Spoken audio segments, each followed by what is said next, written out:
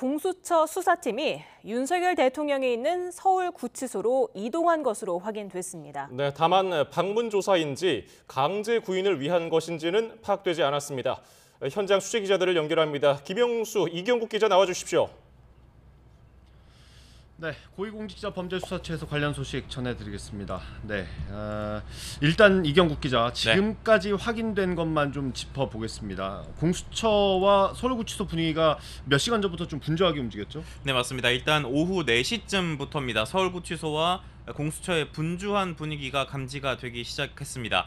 그리고 서울구치소에 이 공수처 차량이 도착하는 모습이 확인이 되기도 했습니다. 취재진도 그래서 공수처에 여러 차례 확인을 요청을 하고 있는데 아직 공수처는 이 공식적인 입장 확인을 해주지는 않고 있는 상황입니다. 다만 국회 법제사법위원회 현안 질의에서 일부 내용이 확인이 됐습니다. 이 법무부 교정본부장이 서울구치소에 공수처 이 검사와 수사관이 도착했다는 내용을 확인을 했습니다. 이어서 대통령을 강제 구인하기 위해서인지 여부는 보고를 받지 못했다고 설명을 하기도 했습니다. 예, 조금 설명해드리면요. 그 서울구치소 앞에는 저희 취재 기자들도 나가 있고요, 촬영 기자들도 중계를 하기 위해서 나가 있습니다. 그런데 이곳에서 공수처 차량으로 추정되는 차량이 서울구치소 안으로 들어간 게 확인이 됐습니다. 그게 오후 4시쯤이고 이 국회 법사위가 열리고 있었습니다. 비슷한 시간에. 근데 교정본부장이 서울구치소에 공수처 수사팀이 도착했다라는 사실을 확인했습니다. 다만 이게 강제 구인인지는 확인하지 못했다고 했고요. 비슷한 시간에 공수처 청사 주변으로도 좀 이상한 분위기가 있지 않았습니까? 네, 맞습니다. 공수처 청사 역시도 분주한 분위기가 읽히기 시작을 했습니다. 일단 이 공수처 청사가 있는 이 과천 정부청사 5동 건물 주변에 대통령 경호처 소속으로 추정되는 차량이 도착한 모습을 확인을 할 수가 있었고요. 이 공수처가 있는 5동 건물 안에도 경호관으로 보이는 여러 인원들이 도착을 해서 건물 내부 곳곳을 살피는 모습도 확인을 할 수가 있었습니다. 다만 이 인원들은 경호처 소속이냐 이렇게 저희 취재진이 여러 차례 질의를 했는데 관련 내용을 확인해 주지는 않은 상황입니다. 현장 취재진들 계속 이 강제 구인이 진행이 되는 것인지 여부를 확인을 하고 있는데 공수처 아까 말씀드렸던 것처럼 아직 공식 입장은 밝히지 않고 있습니다. 앞서 공수처 이 체포영장 집행할 때도 이 착수를 했을 때가 돼서야 공식적인 공지를 통해서 관련 내용을 확인해 준 바가 있습니다. 예, 저희가 지금 화면 오른쪽으로는 공수처 차량이 서울구치소로 들어가는 모습을 보여드리고 있고요. 이건 조금 전의 모습입니다. 조금 전의 모습이고 왼쪽에 있는 건 현재 상황, 현재 서울구치소 앞 상황을 화면으로 전해드리고 있습니다. 이 공수처장이 타고 다니는 차량도 사실 서울구치소로 진입했다가 다시 돌아오지 않았습니까? 네. 그것도 이 취재기자들이 좀 알고 싶은 부분인데 아직까지 공수처에서는 공식적으로 확인을 해주지 않고 있습니다. 다만 그 차량에 공수처장이 탔는지는 확인이 되지 않았습니다. 공수처장 차량은 이 서울구치소 안으로 들어갔다 온 게 확인이 됐는데 그 차에 누가 타고 있었는지는 아직까지 확인되지 않는 상황입니다. 강제 구인이라는 절차에 대해서 공수처가 몇 차례 언급하긴 했지만 오늘은 좀 톤이 다르지 않았습니까? 네, 맞습니다. 공수처 관계자는 기자들과 만나서 윤 대통령에 대한 강제 구인을 유력하게 검토하고 있다고 강조를 했습니다. 이렇게 유력하게 검토하겠다고 언급을 한 만큼 사실상 방침은 정해졌고 실행 방안을 검토하는 것으로 볼 수도 있을 것 같습니다. 공수처 관계자는 구속영장의 효력으로 윤 대통령을 구치소에서 공수처 조사실로 데려올 수 있다고 설명을 했는데요. 대법원의 판례를 그 근거로 들기도 했습니다. 다만 앞서 오늘 오전에 진행된 브리핑에서는 이 강제구인 절차를 하더라도 오늘이 될지 내일이 될지 이 시점은 공개하지 않았었고요. 논의해서 결정을 하겠다고만 설명을 한 바가 있습니다. 그리고 이 구치소로 가서 현장에서 조사를 하는 방안도 완전히 배제한 건 아니라고 밝혔던 바가 있습니다. 네, 오늘 오전 10시 반에 공수처 관계자가 브리핑을 했었습니다.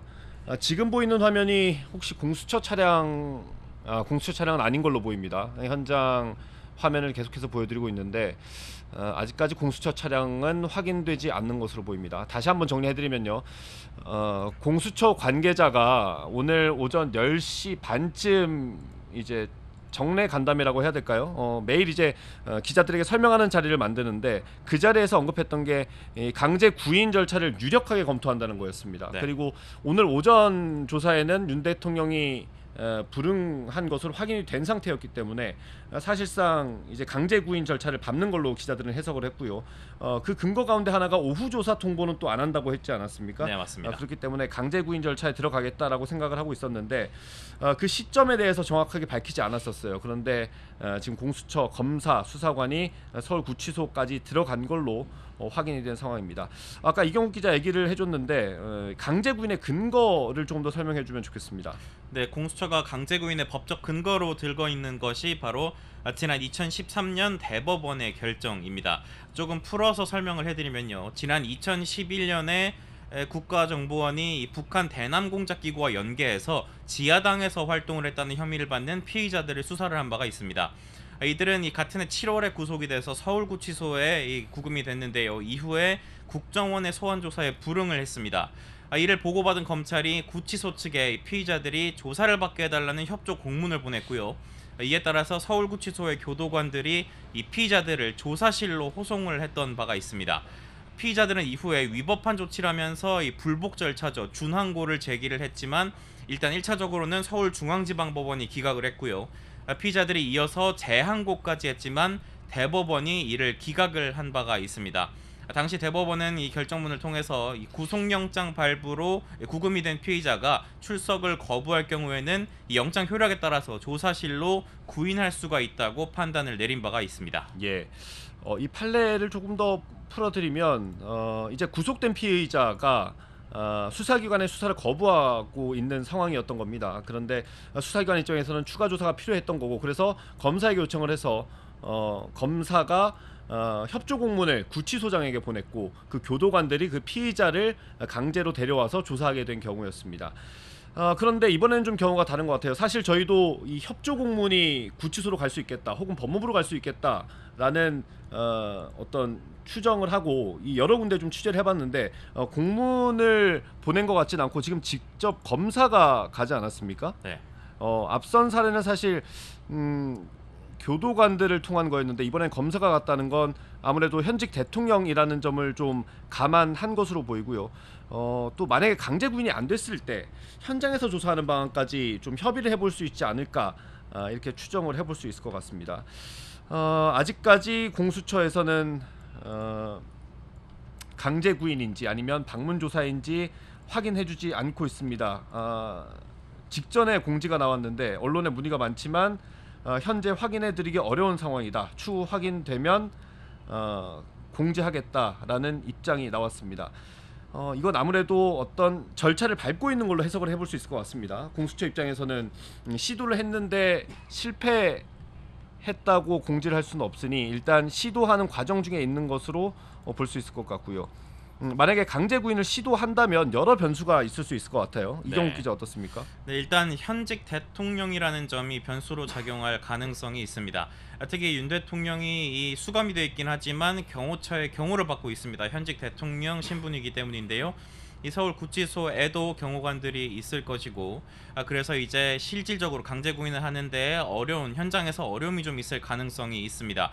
다만 이 경호관들이 어디까지 접근을 해서 어떤 방식으로 경호를 할지 이 부분은 아직 확인이 되지 않고 있는데요. 다만 앞선 체포영장 집행 과정을 살펴보더라면 경호처가 강하게 반발했던 사례가 있기 때문에 오늘 강제 구인을 만약에 공수처에서 시도를 할 경우에는 이 경호처에서 어떻게 대응을 할 것인지 여부 역시도 좀 변수가 될 가능성이 있어 보입니다. 네, 경호처가 어느 정도 대응할지 변수가 될 수 있습니다. 김성훈 경호처 차장도 경찰에 체포됐다가 다시 풀려났고 조사를 받고 있긴 하지만 현직에 복귀한 걸로 저희 취재진을 통해서 확인되지 않았습니까? 네. 그래서 경호처의 대응이 어느 정도일지 또 봐야 할 것 같고, 이 대통령이 응하지 않을 가능성도 있지 않습니까?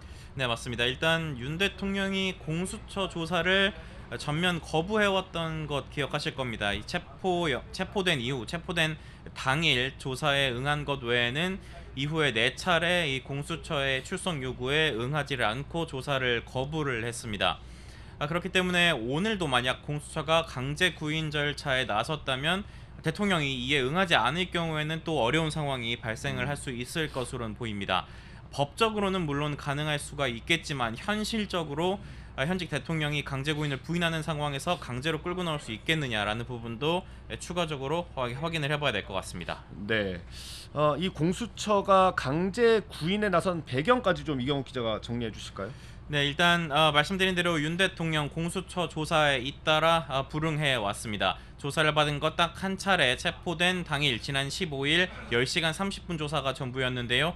그때도 검사 질문에 답하기보단 사실상 이 계엄 선포가 대통령 고유 권한이라는 주장만 반복했을 뿐이었습니다. 예, 구체적인 내용은 저희가 추가적으로 들어오는 대로 전해드리도록 하겠습니다. 그 서울구치소와 공수처에 좀 이런 긴박한 분위기가 감지된 게 오후 4시쯤부터고요. 서울구치소에 공수처 차량이 들어간 게 확인이 됐습니다.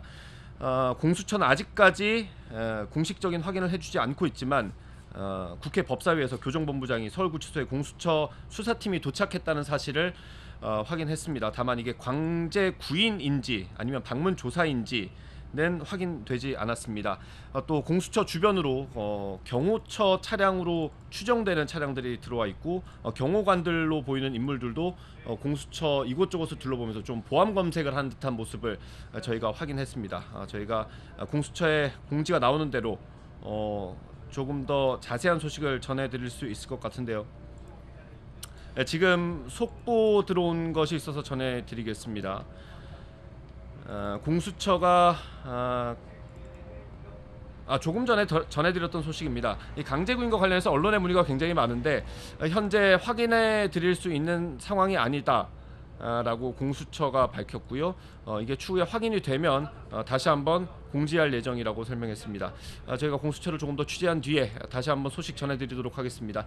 지금까지 공수처에서 전해드렸습니다.